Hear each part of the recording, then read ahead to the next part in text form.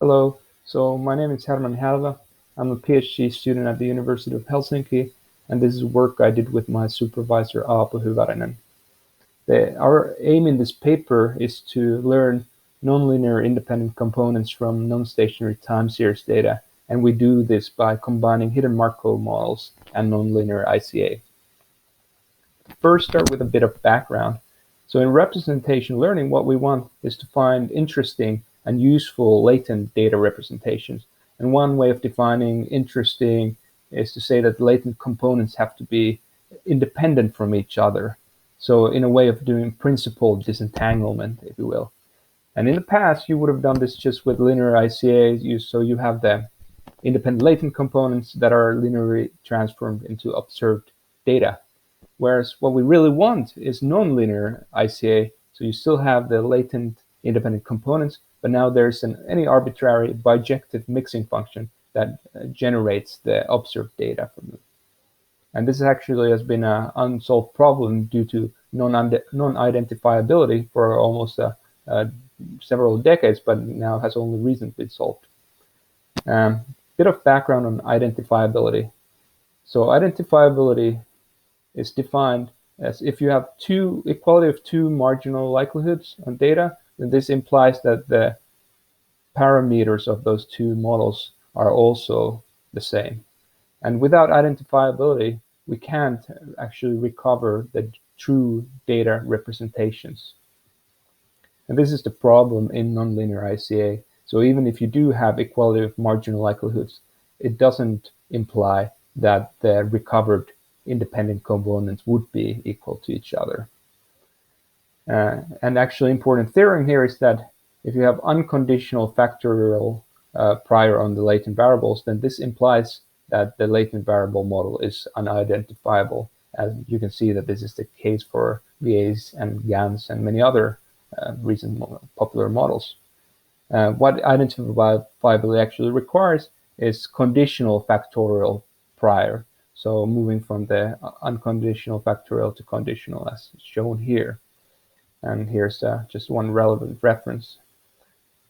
So the first identifiable nonlinear ICA was time contrastive learning by Hyvarinen and Morioka. And in this model, you again have this conditional factorial prior, and the conditioning variable here is a time segment index, or more precisely, index of non-stationary time segments. So you can see here an example of data that has been chopped into different non-stationary blocks. And by contrastively learning between those, the true independent components are attained in an identifiable fashion.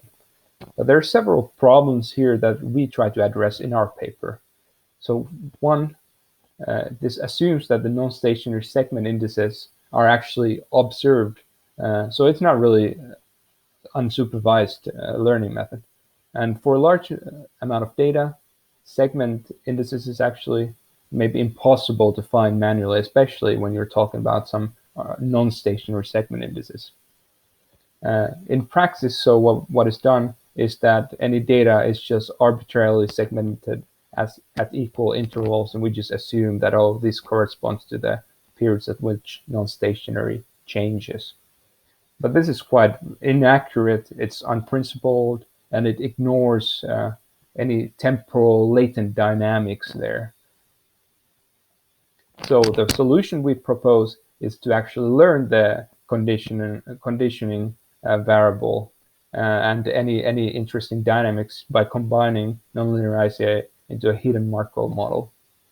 And here's just a standard HMM graphical model. And what we have here is this bigger equation just shows that the factorial conditional distribution for the independent components is assumed to be factorial exponential family.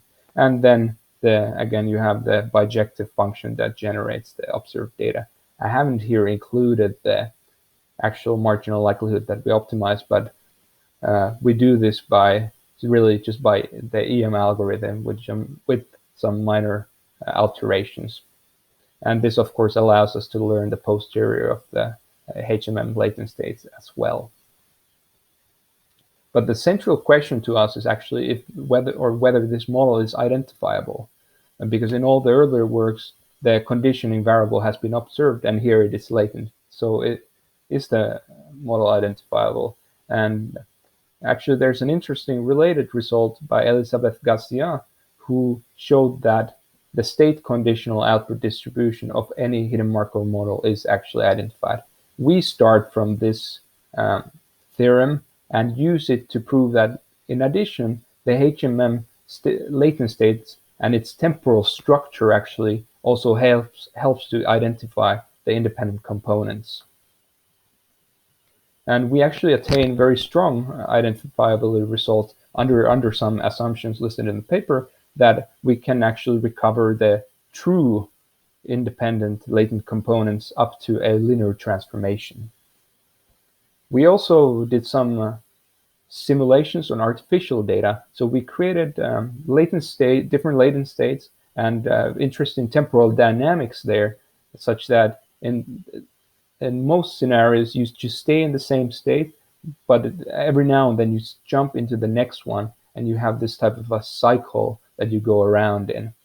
And this is obviously very difficult for the time contrastive learning, where if you just segment the data states or data points into equal random arbitrary intervals, whereas in our model you actually learn those, and then you simultaneously learn the nonlinear independent components. And indeed, on the graph on the right, you see that our model does much better than the TCL, which is in green. So this just shows the correlation of the extracted independent components to the real ones. And as you can see, ours are much higher, showing much better performance than TCL. So just to conclude, this is really the first time identifiable nonlinear ICA has been identified using latent conditioning variable rather than observed conditioning variable, and further, that is, the latent conditioning variable is learned. We also got quite strong identifiability results, and we believe this model could be useful for many real-world scenarios and data sets. For example, brain imaging or video data is known to be non-stationary, and we're doing experiments on this. On the theoretical front, we're trying to change the model so that it can also do dimension reduction and incorporate more complex conditional independence structures. All right, that's it. Thank you for listening.